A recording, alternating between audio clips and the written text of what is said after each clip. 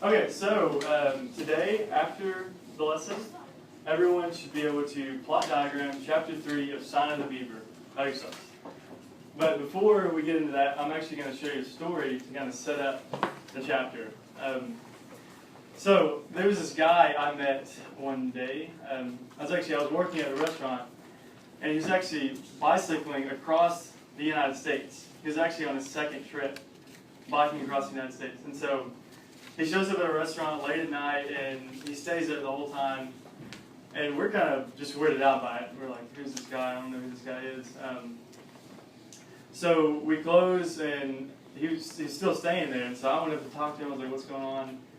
And he was like, I'm just going to sleep on the patio. So he was going to sleep on the ground, like outside of a restaurant.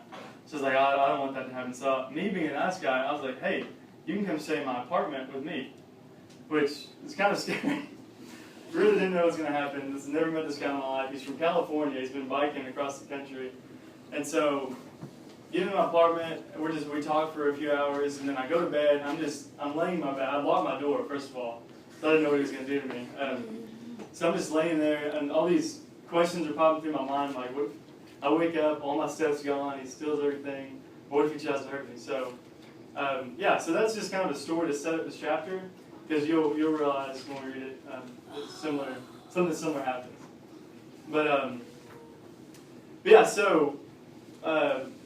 Can someone, actually, before we do that, we're going to get our minds ready for plot diagramming. Has anyone seen the movie Finding Nemo? Yes. Everybody's seen this movie. Okay, so who can tell me what a rising action in Finding Nemo would be? So, building up. Let's start. What's the climax of Rising Nemo or Finding Nemo? Yeah. So what's the climax of the movie? What's the point where it's the most suspenseful? You're like, what's gonna happen? Like, it's about Nemo. He's lost, and his dad is trying to find him. Yeah. So that's kind of the storyline. But what's the point in the movie where you're just like, oh, what's gonna happen? What do you think?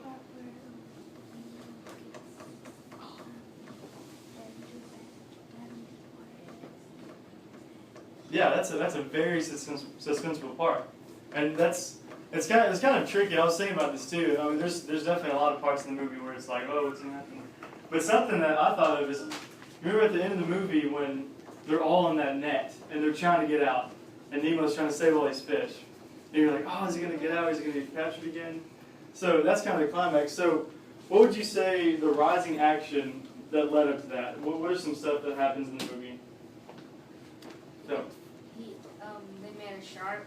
Yeah, so they met a shark. You can hit the minus sign and that'll zoom you out.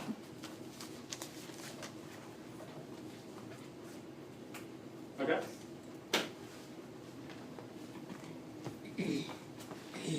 Okay, what else happens in the movie that leads up to that last part?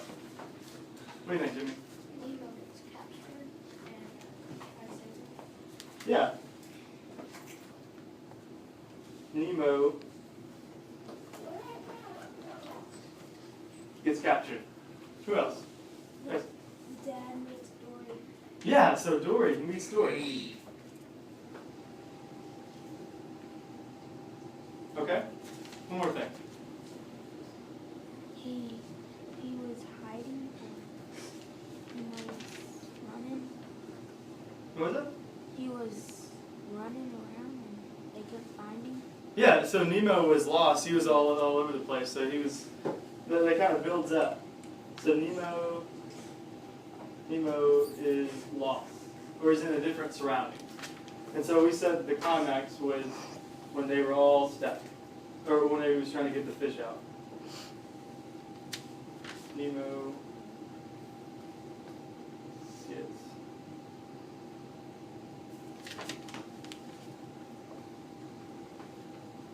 Okay, so we got the rising action. So the rising action is what builds up to the climax. So what happens after the climax? So after the fish are rescued and Nemo, or Marlin, the dad, finds Nemo, what happens? What do you think? They get trapped in the little fish tank. Yeah, so that was actually before the climax, so that was kind of building up. So that's part of the rising action. What do you think, Jackson? Dory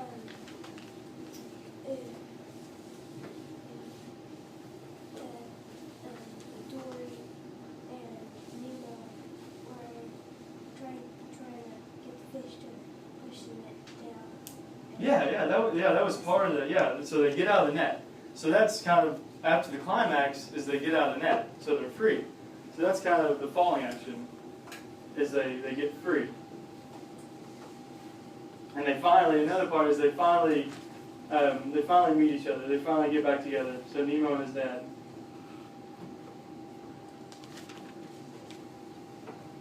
So Nemo's dad get together. Okay. So the whole point of this is just kind of get your minds kind of in plot diagramming. So trying to figure out, like, in a story, like the rising action is what builds up to the climax, so the most suspenseful part. So, like Ms. Palmer said, we're going to do something a little different with chapter 3. And I'm going to pass something out really quick.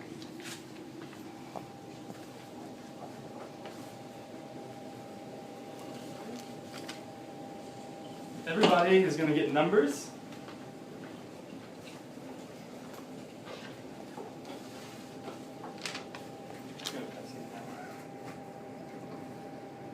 So just take one number and just pass it down.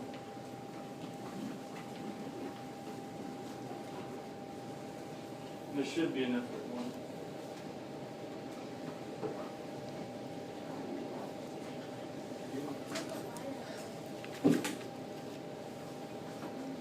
You good now?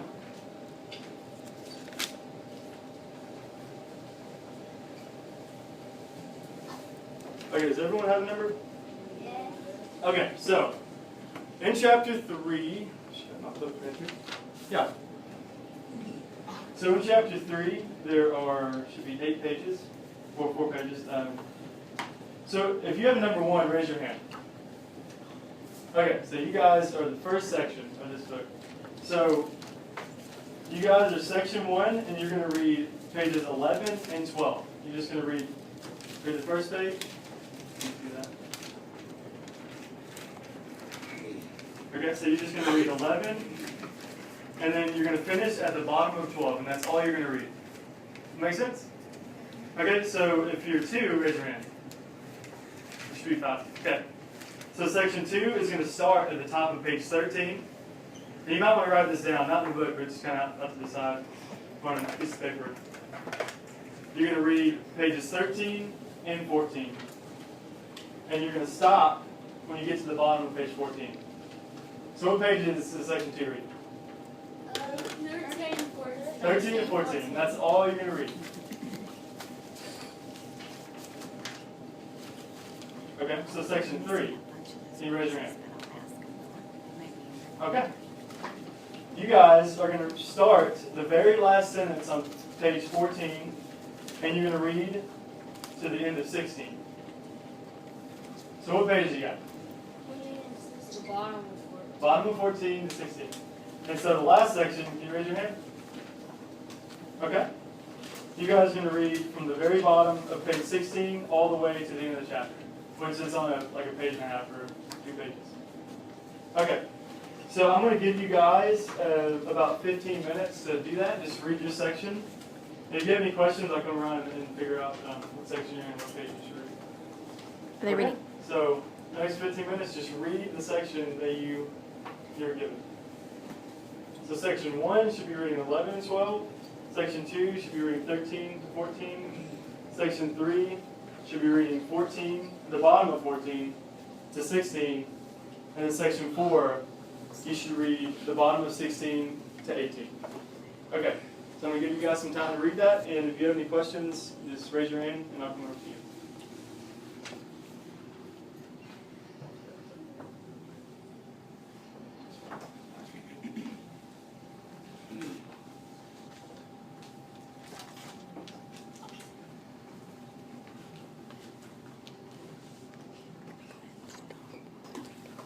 Let me go ahead and stop it while they're reading. I would like for all my number 1 to come over here.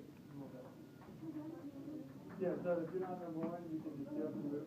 I want all the twos to sit back there, and all the threes to sit in that corner, and the fours to sit over here. And you can sit in someone else's seat.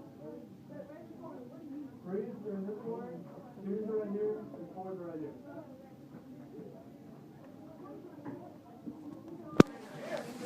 So you're one that's over here. Yeah, so take your book and then the little notes you wrote about the book.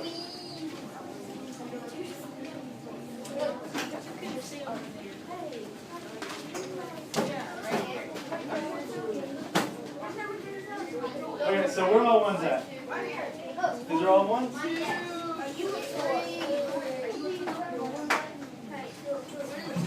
Okay, so these are the twos? You guys are all twos? And these are the threes? And maybe three? I think so. Okay, so I think maybe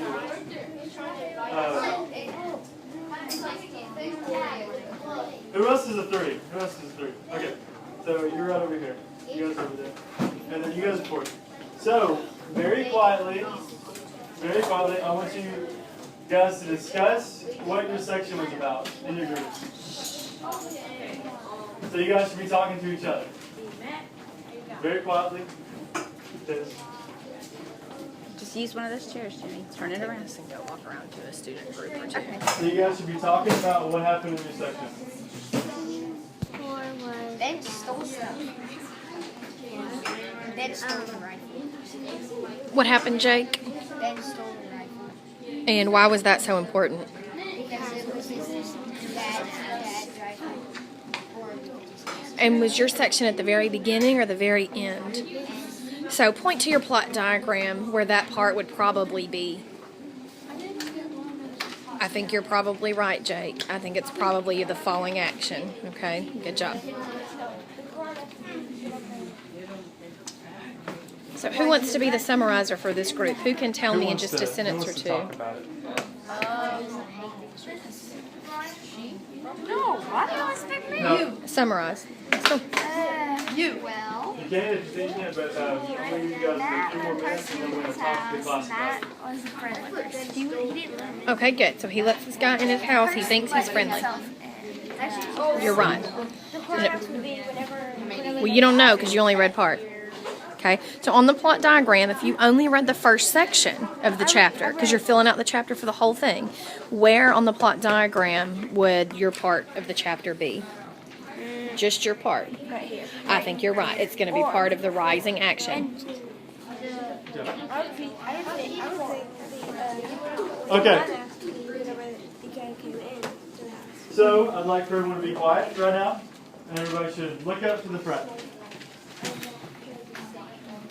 I want your eyes up here. Everybody should be looking up here. Okay. So section 1, who would like to talk about your section? Who would like to talk about it? Okay, so explain what happens in section 1. Okay, in section 1, he met this guy. Like he said that because he kept seeing somebody's shadow, but he didn't know who it was. He thought it was his dad at first. And then this guy here came out, and he said, I think he said he was bad or something, and then you couldn't even see his face. And he asked him did he want to stay, and I think he said he couldn't because he had to walk now or something. Yeah. So Matt is at his house and he meets this random stranger, which you guys probably know who it is, but in this section he meets him. He comes out of the woods and he's freaked out by it. Kind of like my story. I met this guy, I didn't know who he was, and I was just kind of weirded out. So this section was basically about meeting this guy. So he meets him and the guy is talking to him and he's kind of weirded out. So that was basically that section. So that's kind of leading up to the next part. So what was y'all section? Who would like to talk about your section? You want to talk about the section?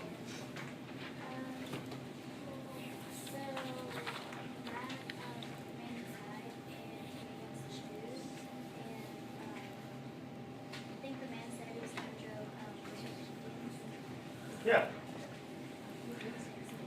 Okay, so we find out that his name is Ben. So Matt meets this guy named Ben, and he offers some food, and he lets him in the house basically. And yeah, and also something else that she didn't point out is Ben sees this rifle on the thing. So his eyes are fixed on this rifle. So, and that was pretty much in a nutshell what this section is about. So Matt meets this guy. This guy comes out of the woods, meets this guy. So he lets him in. So he's being nice, kind of like my story. I let this guy stay in my apartment. So he lets him stay in his house, and the guy is kind of making himself at home. So let's see what happens in section 3. So what happened here? Who would like to talk about that? You want to talk about it? They were talking, and the guy named Ben, he was talking how he was in French, how he was in the recent war with French. Yeah. And he hated something police.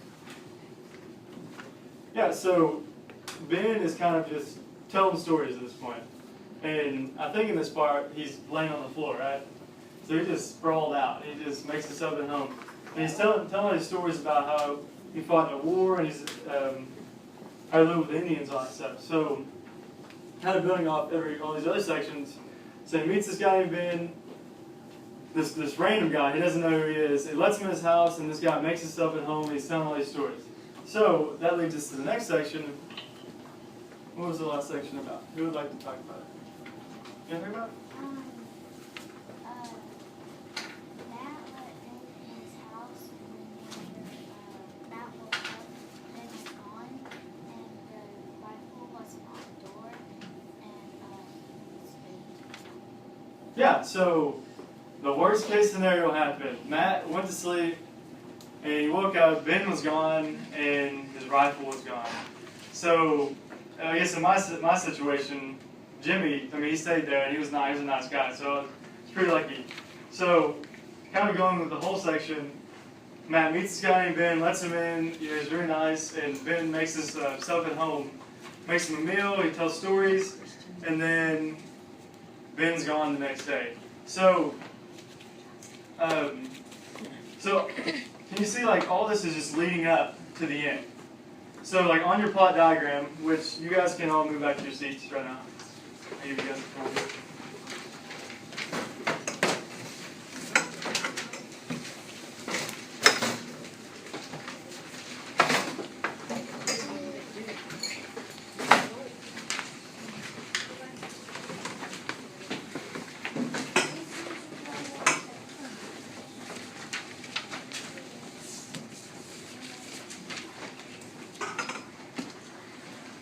Gentlemen, have a seat. Both should be seated in their own seat.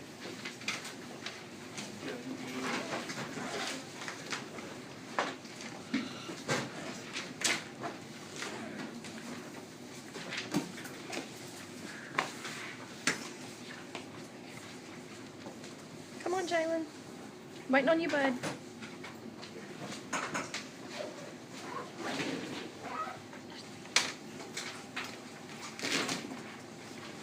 Okay, so individually you guys are going to fill this plot diagram out.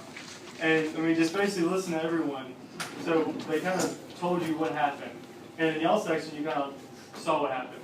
But so kind of going back to the whole Finding Nemo, we said that the rising action was basically everything that built up to the most suspenseful moment. And I think it was in section 3 or 4, Matt kind of had that same situation that I had. I was laying in my bed and I was like, oh my gosh, what's going to happen? So it's like kind of suspenseful. So what you're going to do is you're going to write in your plot diagram and you're going to try to fill it out based on what the story was about. Or I guess chapter 3 was about. And so just do your best. And I'm confident you guys can do that. And just remember that everything kind of leads up to the rising action is what leads up to the climax, which is what we talked about a little bit. Are we allowed to go back and use our book to find the answers? Yeah, and if you guys want to go back to your book to find certain details or events, you guys can do that. But yeah, for the rest of the period, you guys are going to fill that out. And something else, I'll just give you the conflict. So you should have like a little, in the middle it says conflict. So the conflict is it's kind of a twofold thing. Like it's internal and external. So internally, he should have let the strangers, and so he's trusting the stranger of coming in his house, which kind of bit him in the hiney a little bit at the end, so his gun's going. And externally, Ben steals the father's rifle, so that's kind of what happens. That's the conflict. So he lets him in. He's kind of torn between letting this guy in because he wants to be nice, but then he kind of fights him later. So in the conflict, you guys can write that. So internally and externally, Matt lets him in the house, but then his rifle gets stolen. So I'll just give you that one, and the rest, you guys can just do your best on your own and just fill it out.